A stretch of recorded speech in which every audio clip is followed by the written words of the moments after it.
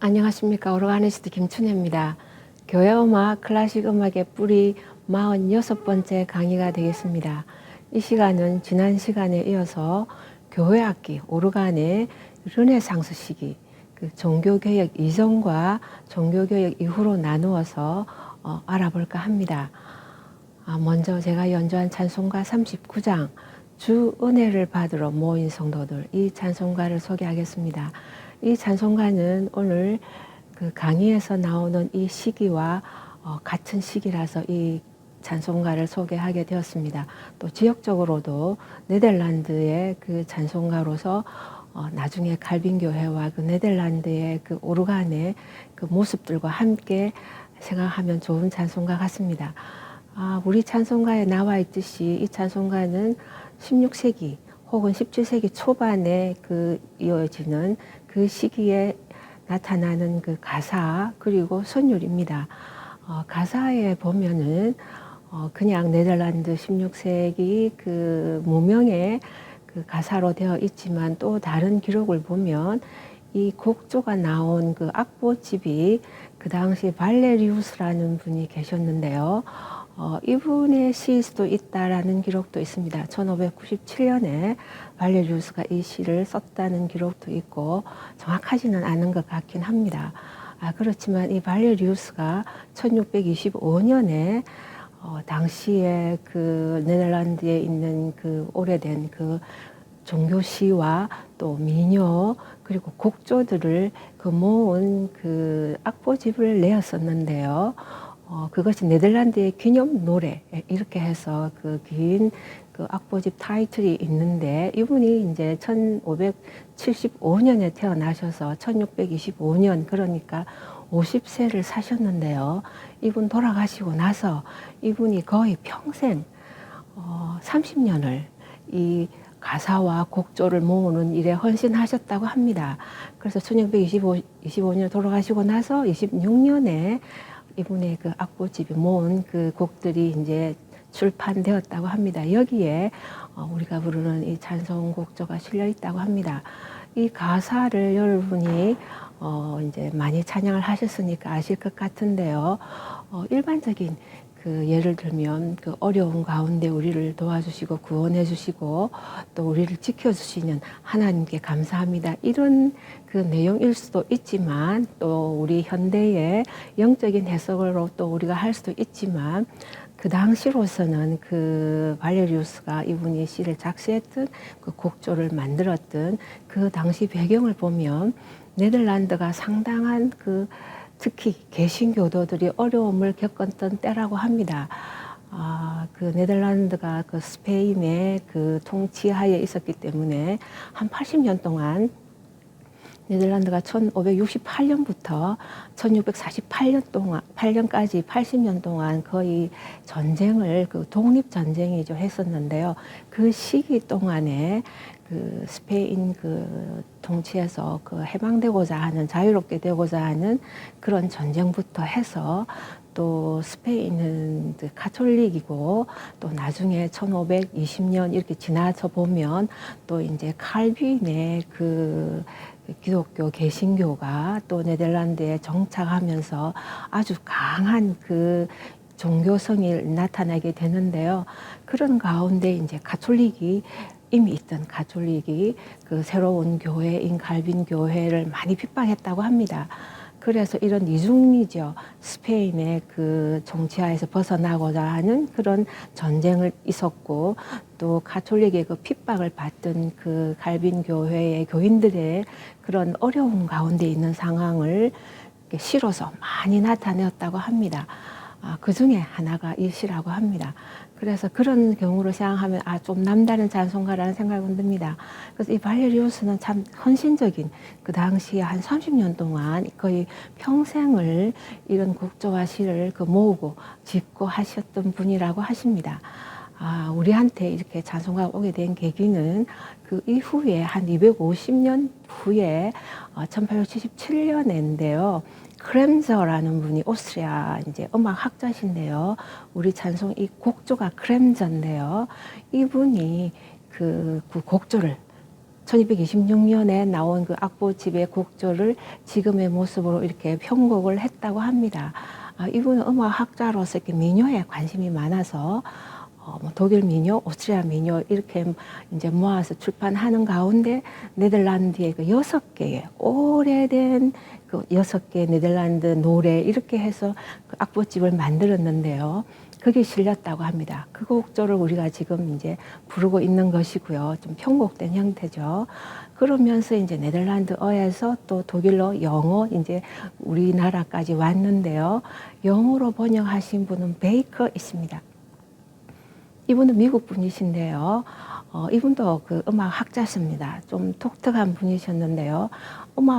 음악사에서 유명한 음악인들의 그 생애, 그 생애를 담은 사전을 음악자 이렇게 작곡가들을 그 생애들을 담은 그 사전을 이분이 이제 편찬하신 걸로 유명하시고요.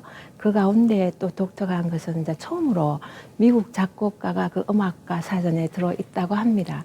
이런 의미도 있고 또 이분은 또 한 30년 동안 그 미국의 그 유명한 지금도 출판 중인 셔머 그 출판사가 있는데요. 이 출판사에 한 30년 정도 이렇게 편집인으로 또 많이 일을 하셨던 분이시기도 했습니다.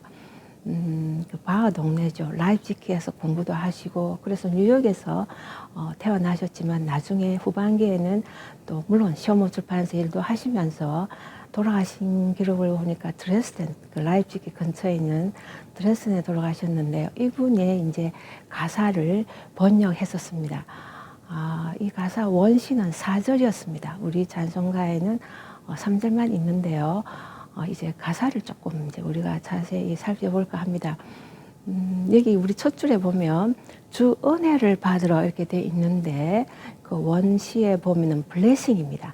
주님의 은혜라기, 그레이스라기보다는 축복입니다. 축복을 받으러 우리가 모였는데 가사에도 성도들이래 돼 있는데요.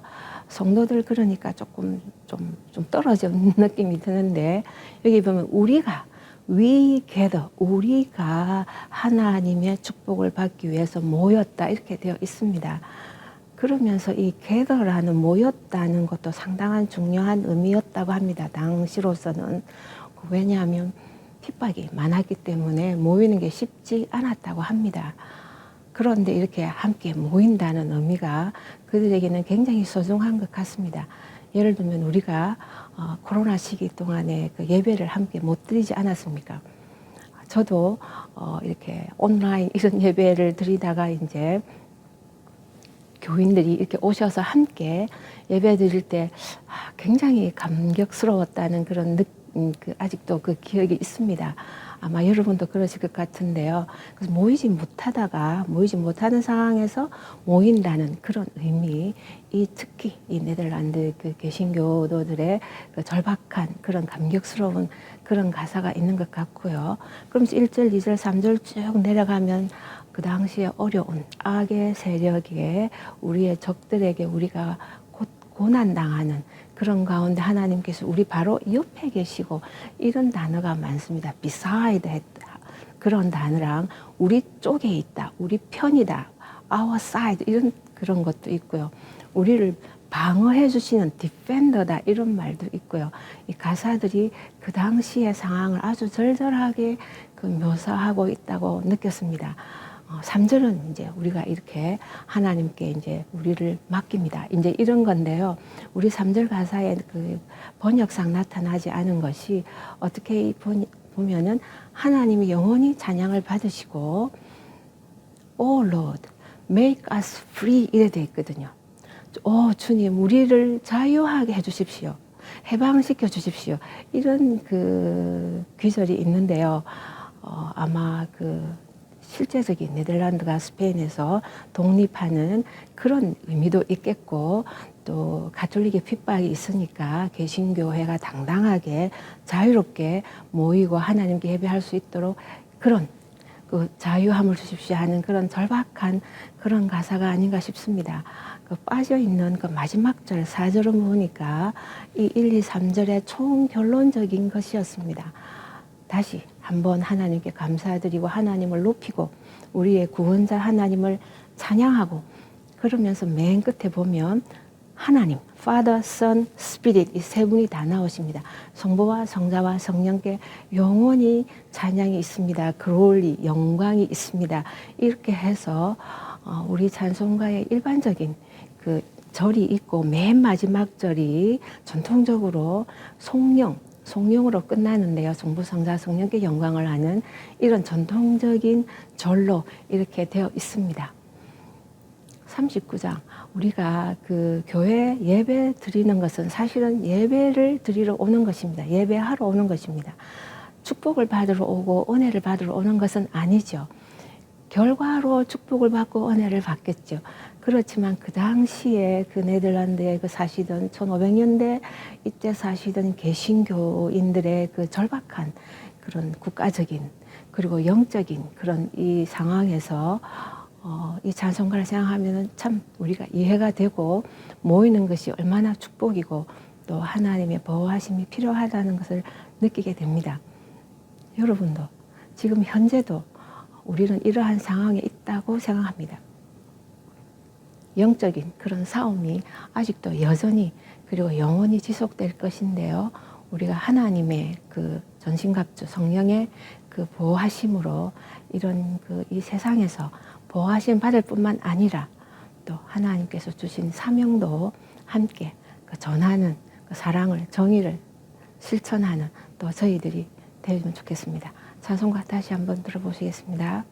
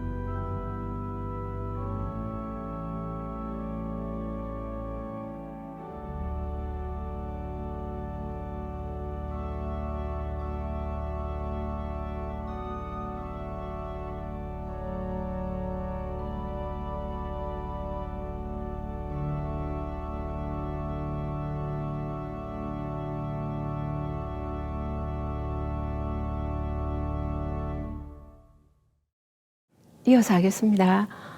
지난 시간에는 그 파이프 오르간이 어떤 과정을 통해서 교회 학기로 들어와서 중세 교회 동안의 자리를 잡는지를 알아보았습니다. 세속 악기였던 파이프 오르간이 그 조용한 그런 수도원을 통해서 그 작은 악기로 시작해서 아마 목간 파이프였겠죠.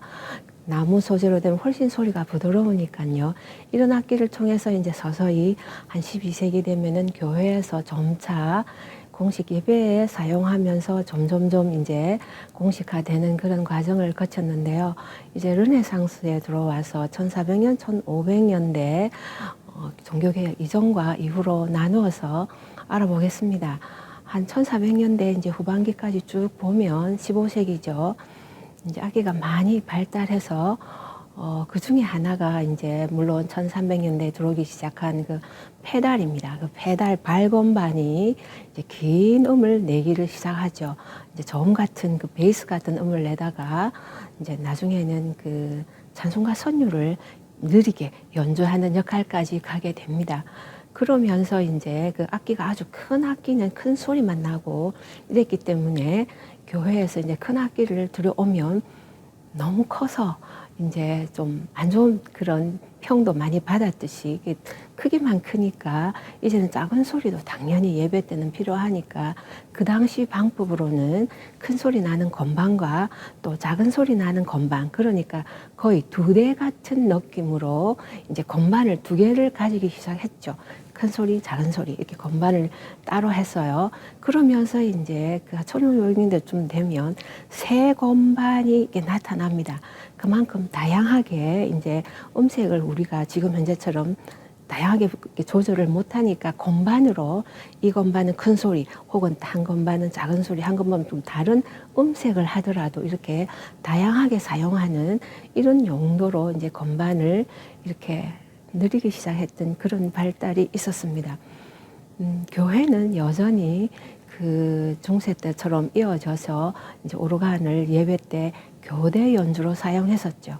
그래서 성가 선율을 뭐 챈트로 하든 합창에 하든 어떤 형태로 하면 한 절 하면 오르간이 이렇게 이어서 하는 이런 모습을 갖고 있었습니다. 그러면서 또 오르간은 여전히 교회 악기이기도 했지만 교회 밖에 다른 말로 하면 세속 악기이기도 했습니다.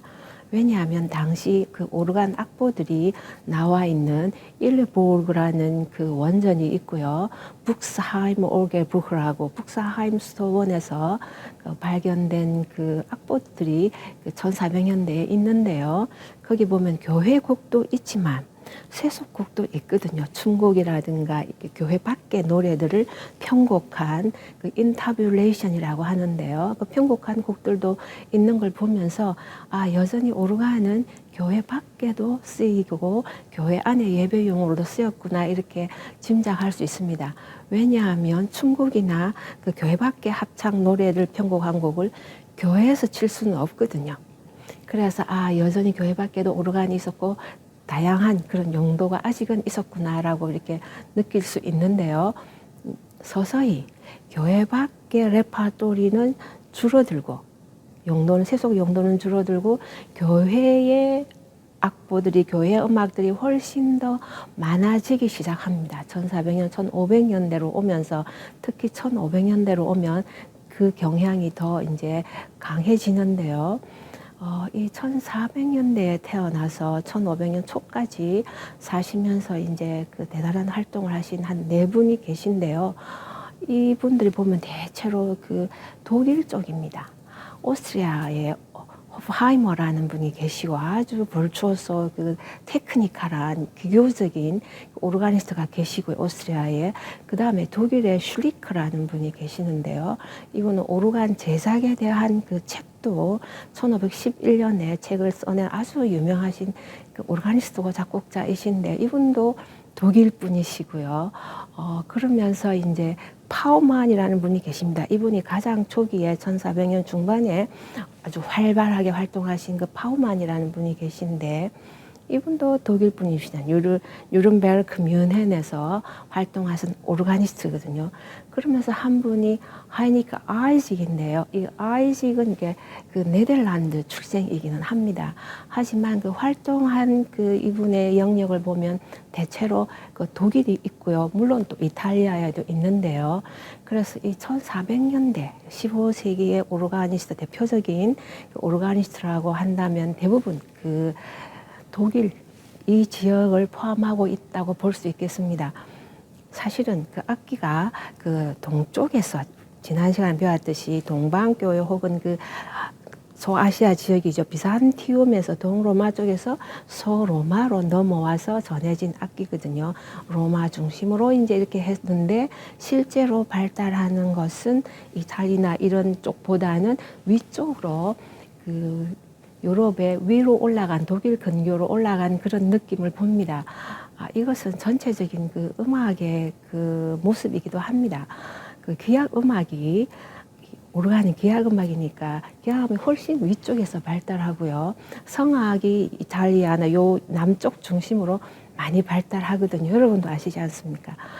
독일에는 소나타나 심포니 같은 그 악기들이 그 연주하는 레파토리가 굉장히 많고요. 그 이탈리아 쪽에 성악곡들, 오페라를 비롯해서 많은 곡들이 있죠.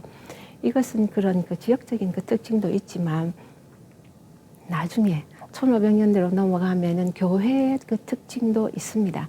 이렇게 그 파우만이라는 그 대단한 그 오르가니스트 제자들을 많이 길러냈고요.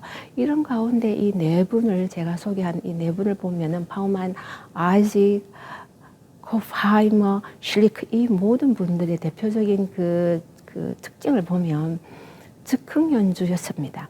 그러니까 악보는 많지 않습니다. 그 당시에 여전히 물론 예배 때 드리는 오르간 미사, 벌셋 이런 경우는 조금씩 남아는 있지만 그 이제는 그런 곡 외에 창작곡이 생기는데요. 그 기존의 그 그레고리안 챈트 선율에 의하지 않은 교대 연주를 하지 않는 독주곡으로서 창작곡이 프렐루드 같은 이런 곡들이 생기는데요. 이거는 아주 뒤쪽으로 나오고 처음에는 당연히 즉흥 연주였습니다. 그래서 이 네 분의 특징들이 다 즉흥 연주에 그 뛰어났던 분들인데요. 그러다 보니까 아주 뛰어난 오르가니스트임에도 불구하고 작곡하고 선생님이셨고 하지만 악보가 별로 남아있는 것이 없습니다. 그러나 교재는 좀 있습니다. 교재에 이제 오르가니스트 가르치기 위해서 교재들이 있는데 거기에 이제 그 가르치는 용도로 나와 있는 짤막짤막한 곡들은 있지만 본격적으로 연주할 만한 그런 곡들은 주로 즉흥으로 했기 때문에 악보가 없는 게 많이 아쉽다고 할 수 있습니다. 이런 과정을 통해서 이제 1500년대에 이제 들어와서 그 루트의 개혁이죠. 이 개혁 이후에는 이 오르간의 상황이 교회마다 많이 달라집니다. 그전에는 한 교회잖아요. 가톨릭 교회. 그렇지만 개혁 이후에는 여러 교회가 됩니다. 예를 들면 가톨릭 교회가 그대로 있고 루터 교회가 있고 칼빈 교회가 있고 또 영국 같으면 성공회의 독자적인 또 교회가 하나 있지 않습니까? 그래서 각 교회마다 지금 보면 한 4종류의 그 4개의 교회의 모습이 나타나는데요. 이 4개의 각각 다른 오르간 음악의 모습이 나타납니다. 이것이 그 개혁 이후에 많이 달라진 점이라고 할 수 있습니다. 그러면서 당연히 교회에서 부르는 찬양이 다르니까 곡들도 다르겠죠. 가톨릭 경우에는 가톨릭 챈트에 의한 곡들이 이렇게 줄을 이루면서 이제 기악 독주곡들이 나올 것 같고요. 루트 교회는 루트 교회에서 부르는 그 코랄, 회중 찬송과 코랄 선율에 의한 그런 곡들이 또 나오고 그러면서 또 장작 독주곡들이 나오고 칼빈은 아시겠지만 악기 금지하신 분 아닙니까? 오르간을 많이 파괴했다 정도로 디스트로이했다 이렇게 얘기를 하는데요. 많이 없앴습니다. 기악을 금지했고 가톨릭적인 잔재라는 것도 있고 그 큰 소리로 인한 혹은 그 인간의 자랑 같은 장식적인 것을 칼빈은 굉장히 싫어하셨죠. 그래서 오르간을 금지시킨 그런 교회죠. 그러면서 성공회가 사실은 우리가 많이 이렇게 좀 생각해 본 부분인데요. 치열하게 오르간 찬반론이 오랫동안 있었던 그 교회입니다. 일단 가톨릭 같은 경우는 여전히 그렇게 이제 그 중세 그리고 1400년대를 이어서 교대 연주도 하고요. 이렇게 많은 그런 나름대로의 독자적인 그런 전통을 이어가고 있다고 볼 수 있습니다. 그러면서 이제 서서히 그 맨 앞에 임내송이라든가 맨 후주라든가 그리고 성찬 동안에 성찬할 때 혹은 거양 성취할 때 엘리베이션 같은 그런 미사 중간중간에 간격이 있는데요. 챈트를 안 부르면서 기도 사이에 혹은 간격들이 있을 때 완전히 독주곡으로서 챈트에 어가지 않는 그런 곡들이 서서히 생겨나기 시작합니다. 그러면서 루터 교회도 당연히 코랄을 사용해서 그 선율에 근거한 이제 곡들이 많이 나타나는데요. 대표적인 것이 바로 찬송가죠. 찬송가를 전주하는 것입니다. 찬송가 갑자기 성도님들이 부르기 좀 힘들지 않습니까? 그러니까 이런 찬송가입니다 하고 알려줘야 되니까 그 찬송가 선율을 이렇게 쫙 드러내면서 전주 형식으로 연주하는 것이 처음에 시작된 코랄 프렐루드였는데요. 이것을 위시해서 전주를 하다가 그러나 한동안 반주는 하지 않았습니다. 반주를 하면은 가사가 잘 안 들린다. 이것이 가장 걱정되었던 것 같습니다. 그 챈트도 마찬가지였죠. 중세 예배 혹은 르네상스 가톨릭에서도 그 노래를 부를 때 성가를 할 때 반주를 안 했던 가장 중요한 이유가 반주가 있으면 가사가 잘 안 들릴 수 있다라는 것 같습니다. 물론 지금은 다 반주를 하는데요. 모르겠습니다. 이거는 생각의 차이일 수 있는데 가사가 잘 안 들릴 수도 있지만 단점으로 만약에 그러나 그때는 찬송가를 개인이 소지하기 힘들었었거든요. 성도님들이 이렇게 찬송가를 들고 가사를 보면서 부르기 힘든 상황이거든요. 개인이 그런 악보를 못 가지니까요. 그렇지만 루터도 한동안 그 반주를 안 했을 때는 개인 소장으로 찬송가를 하기가 힘들었을 겁니다. 개인들이 못 가지고 거의 가사를 외워야 되다시피 아니면 불러주면 또 따라서 부른다든가 이런 식으로 됐기 때문에 많은 찬송가 가사를 이렇게 보면서 부를 수가 없었기 때문에 어떻게 보면 악기가 없어야 가사를 기억할 수 있고 또 불러주는 그 가사를 들으면서 따라 부를 수 있지 않겠습니까? 그러니까 반주를 하기가 힘들었다고 생각합니다. 그렇지만 지금은 우리가 가사를 봅니다. 모든 성도님들이 찬송가를 가지고 있습니다. 또 요즘은 또 영상에 가사를 우리가 또 보면서 부르기도 합니다.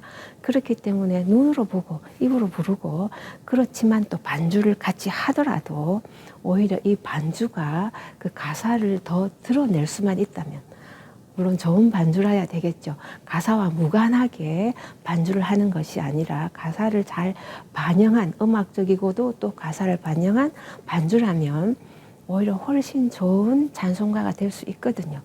그렇지만 당신은 루터 당시만 해도 한동안은 무반주로 그렇게 전주는 오르간이 했고 무반주로 찬송가를 부르고 중간에 가끔 오르간이 한 절 정도를 오르간만 하고 또 회중이 무반주로 부르고 이렇게 많이 했었습니다.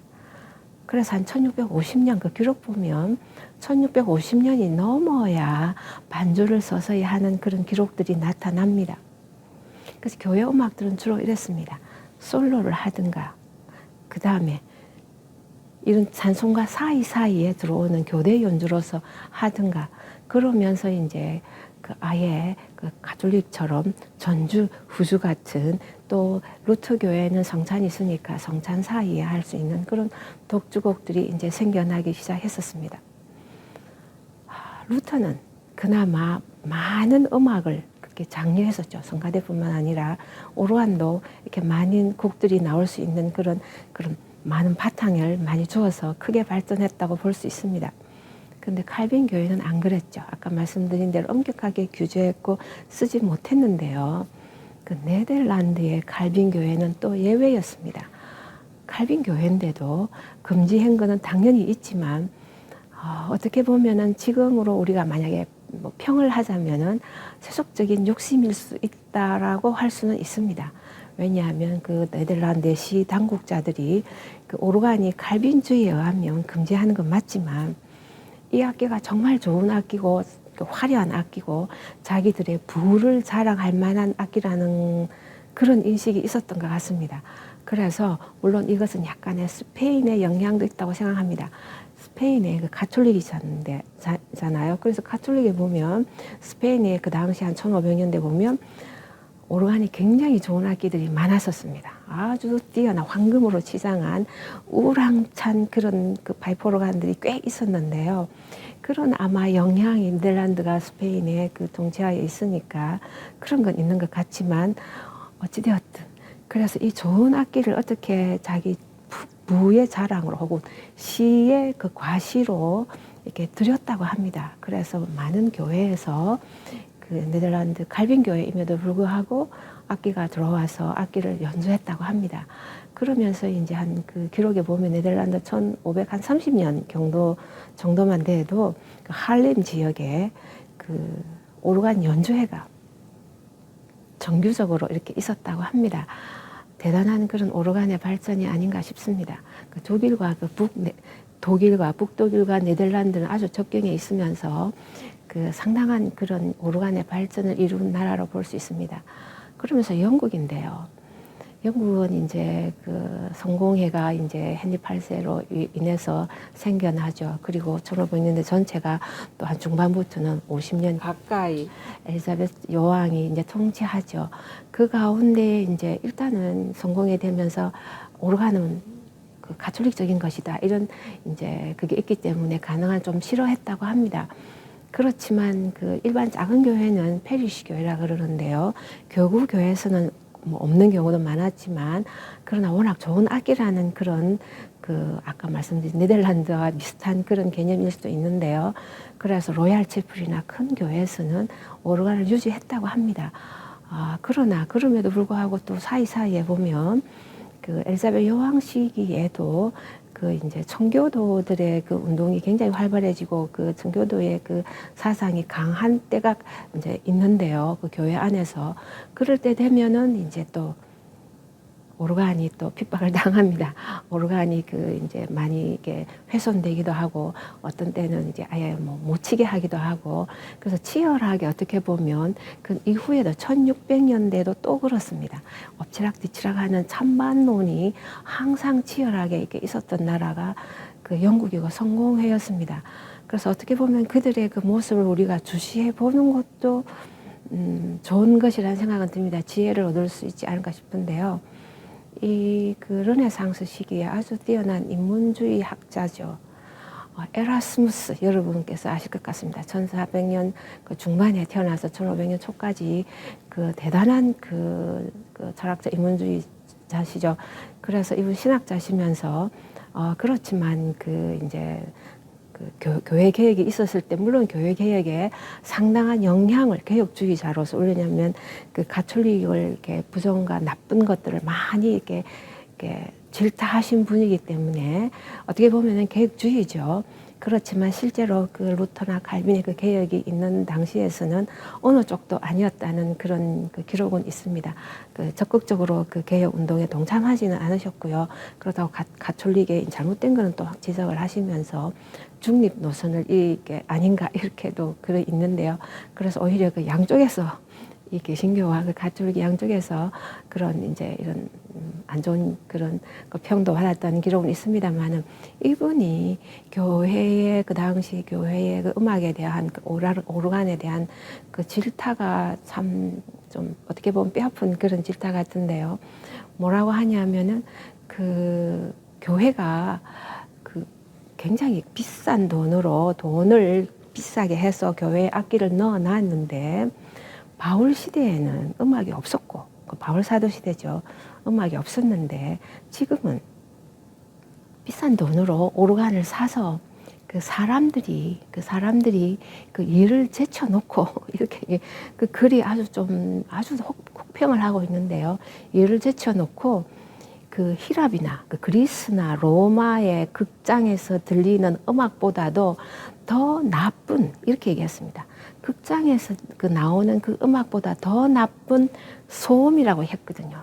그 아모스 5장 23절 24절에 보면 그 예언자를 통해서 하나님께서 하시는 말씀이 너 소음을 그쳐라. 너 시끄러운 소리 그만해라. 이런 기절이 있지 않습니까? 그 음악을 하는 것을 하나님께서 질타하시는 그 모습인데요. 바로 에라스무스가 그 성도님들 사람들이 그 당시 해야 될 일도 안 하고 그 극장에서 들리는 그 소리보다 더 나쁜 소음을 들으러 교회 간다 이런 기절이 있습니다. 그러면서 교회는 그 비싼 돈을 들여서 악기를 싸고 그 다음에 소년들을 막 비명을 지르게 하는데 훈련을 시킨다 이런 그 단어가 있는데요. 아주 직설적이죠. 그 소년 성가대를 의미하는 것 같습니다. 소년 성가대에게 막대한 예산을 들여서 그 소년 성가대가 사실은 굉장히 아름다운 그 음악이지 않습니까? 그런데 소년들에게 비명을 지르도록 훈련시킨다. 이런 그 에라스무스의 그 혹평을 그 어떻게 보면은 그 따끔한 아주 모진 그런 질타의 글인데요.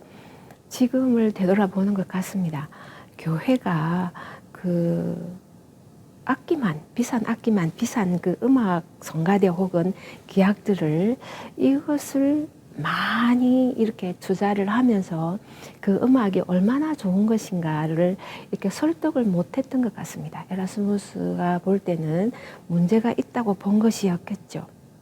지금의 교회를 우리가 시작할 수 있을 것 같습니다.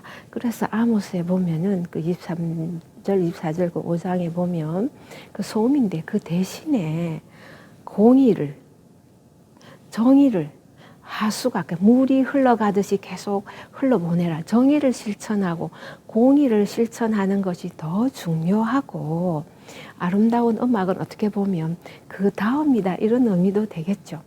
같이 가도 되든지 오히려.